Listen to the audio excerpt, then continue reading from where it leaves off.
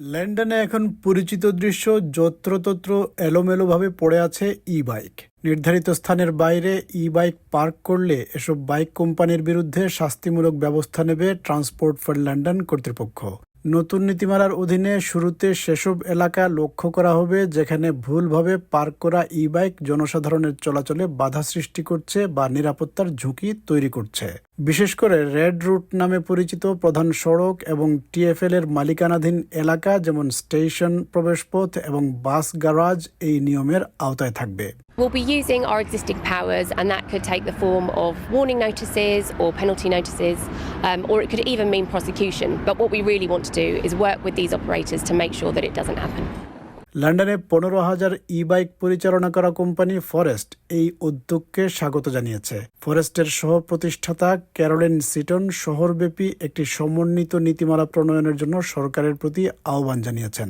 অপরদিকে আরেকটি company lime পার্কিংয়ের জন্য নির্ধারিত স্থানের অভাবের ওপর জোর দিয়েছে এবং টিএফএল এর সঙ্গে পার্কিং সমস্যা সমাধানে একযোগে কাজ করার প্রতিশ্রুতি দিয়েছে। If you hire one of these, TfL's own e-bikes, then you have to ensure it is properly docked at the end of the journey, or else you'll continue to be charged.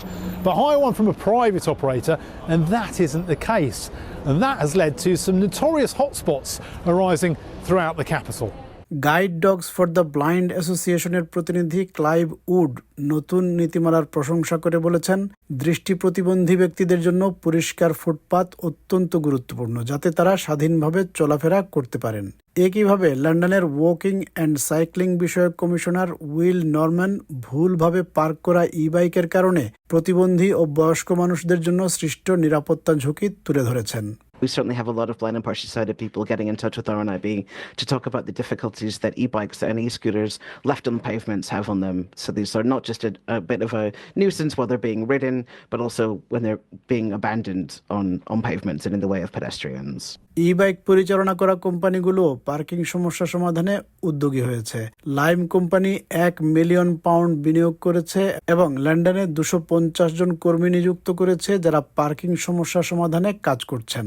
অন্য company forest ইতোমধ্যে virtual parking বে চালু করেছে এবং দায়িত্বশীল parking এর জন্য ব্যবহারকারীদের উৎসাহিত করছে। এবছর টিএফএল প্রায় £1 মিলিয়ন বরাদ্দ করেছে যা দিয়ে লন্ডনের বিভিন্ন কাউন্সিল এলাকায় 7,500 নতুন পার্কিং স্থান তৈরি করা হবে। আগামী গ্রীষ্মের মধ্যে রেড রুটে অন্তত 800 পার্কিং স্থান তৈরির পরিকল্পনা রয়েছে ট্রান্সপোর্ট ফর লন্ডন কর্তৃপক্ষের। People do need to take this seriously themselves, so I would encourage every e-bike user to think about where they park it, think about others. If you're pushing a pushchair or you're with one of your elderly parents or with someone who's visually impaired, what would the parking of that bike mean to them, and act responsibly.